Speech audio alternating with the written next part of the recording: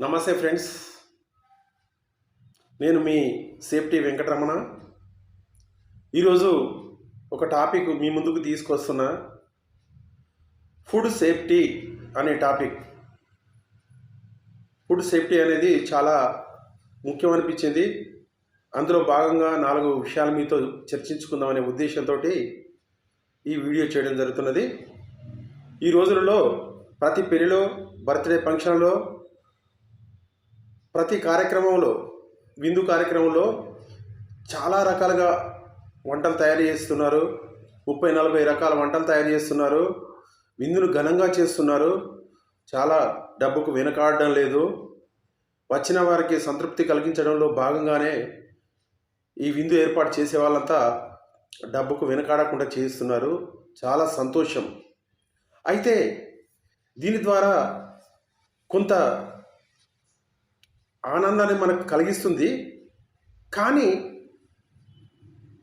వచ్చిన వాళ్ళు ఈ రోజులలో ఆరోగ్యాన్ని దృష్టిలో పెట్టుకొని డయాబెటీస్ పేషెంట్లు కానీ, ఇంకా వేరే వాళ్ళు కానీ ఆహార పదార్థాలు మనం 35-40 చేసినా కూడా వాళ్ళు అవసరమునే తీసుకుంటున్నారు, మిగతావి తీసుకోవడం లేదు. దానివల్ల ఏమవుతుందంటే చాలా వరకు మనం తయారు చేసిన వంటకాలు చాలా వరకు మిగిలిపోతున్నాయి. కొంత పేదలకు ఇచ్చినా, కొంతమందికి అక్కడ పని వాళ్ళకి ఇచ్చినా కూడా మిగతాదంతా వేస్ట్ డస్ట్బిన్లో వేయడం జరుగుతున్నది. అయితే లక్షలు పోసి మనం ఫంక్షన్ పెడుతున్నాము, విందు ఏర్పాటు చేస్తున్నాం. కానీ ఫుడ్ వేస్టేజ్ అనేది ఆ విషయంలో మనం కొంచెం ఒక్కసారి మనం ఆలోచించి అవసరమైనన్ని పెడితే బాగుండనే ఆలోచనతోటి, ఫుడ్ వేస్ట్ కాకుండా ఉండాలనే ఆలోచనతోటి నేను ఈ వీడియో చేస్తున్నాను. దయచేసి తప్పుగా అనుకోవద్దు. ఒక్కసారి ఆలోచించండి. మీరు సంపాదించిన డబ్బు కాదనలేము, కానీ ఫుడ్ వేస్ట్ అనేది ఒకసారి ఆలోచించండి. కావలసిన ఐటెంలే పెట్టండి.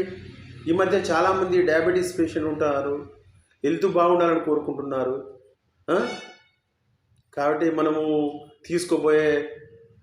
మనం ఎంత ఘనంగా చేస్తున్నాం చేయాలనే సంతోషం ఉంటుంది మనకు. కానీ అట్ ద సేమ్ టైం ఎంత వేస్ట్ అవుతుందని కూడా ఆలోచించాలి. ప్లీజ్ ఈ విషయంలో మీరు ఒకసారి ఆలోచిస్తే బాగుండని నా ఆలోచన.